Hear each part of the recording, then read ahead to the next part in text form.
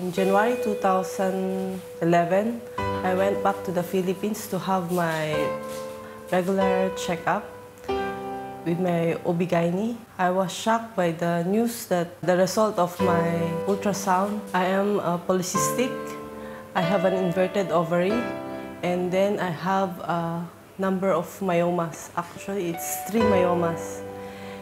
So she immediately told me that I have a slight chance of having a child. It was really very hard for me. I'm already thinking of having a divorce because I'm afraid that he might find other woman who can give him a child. During this period of trial, my cell group was there. They've been giving encouraging words, especially to her. Each cell meeting, they keep it in prayer, never ceases in praying that she will be all right. In 5 months, God blessed us with a child. We are not expecting actually, but then God answered our prayers. The first trimester of pregnancy was a bit difficult for me because I'm in pain due to the myoma growing together with the baby inside. The doctor was also concerned that the baby might not grow because the myoma might occupy the space in my uterus. During the delivery, my doctor was shocked to see the myoma as big as baby. My child was born in February 2012. We named her Keris Cleanta. Keris from the word grace, and Cleanta is grace, glory flower. She was really a blessing to our family because we believe she is a miracle baby. This cell group is a family to us as a couple.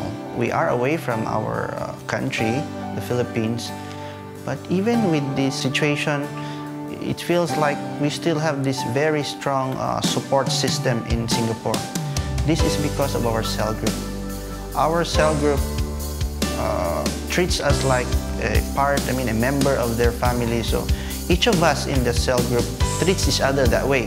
So it's like we are a big one, happy family. Jeremiah 29:11. For I know the plans I have for you, says the Lord. Plans to prosper you, plans not to harm you, but plans to give you a hope and a future. I knew that God did not want to harm me. In fact, He was planning my future for me while I went through all the chemotherapy and all. On a Saturday evening where we were kind of massaging each other for fun, I felt this big lump on his right leg. I turned to my wife, Claire, and said, can you bring the boy to a regular checkup on Monday? We were actually quite stunned initially. We had the support of the cell, but breaking the news to Samuel was really, really difficult. I was actually praying, I was actually prostrating down to pray inside the hospital ward. And Samuel saw me and he asked me what happens, and I was being led to just let him know that he's down with cancer. He was very quiet when he received that news, a piece of news, and it was, I think, about 10:30 in the evening. And together with my wife, the two of us were in the room. We hold hands and we prayed, you know. I have to confess, in the beginning I wasn't coping well because I guess it's just overcoming the grief.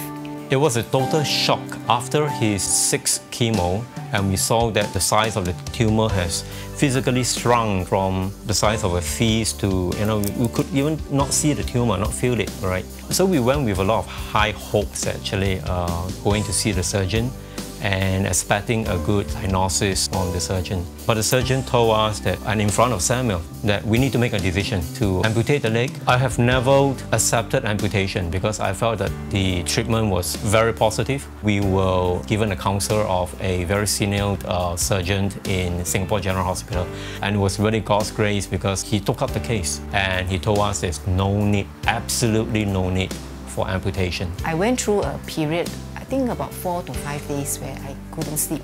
I remember I was overwhelmed with a sense of guilt. By the 5th day, I was getting very frustrated because I prayed too, but I just couldn't rest. And I remembered on that Wednesday, David Ong actually encouraged us to go to church for prayer meeting. I will not forget that Wednesday when we go and how God actually spoke directly into my situation and how I was ministered.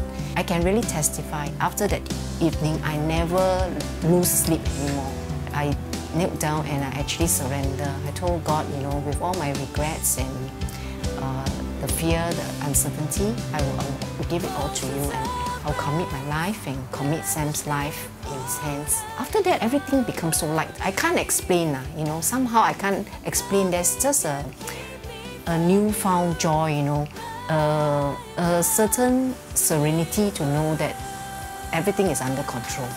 I can testify that God has certainly snatched Samuel from the jaws of death. We do not understand why he, at this tender age, needs to go through so much suffering. But we know that there was a lot of prayer and supplications from church members. 2 weeks after he was healed, we begin to find an answer. My mother, who is 88 years old, was invited to the Yam Tso Cha. I invited her to the Yam Tso Cha in church, and she actually prayed to accept the Lord. 88 years old. I have personally given up hope. I'm sorry to say that. Yes, I've personally given up hope. At 88 years old, she came to know the Lord.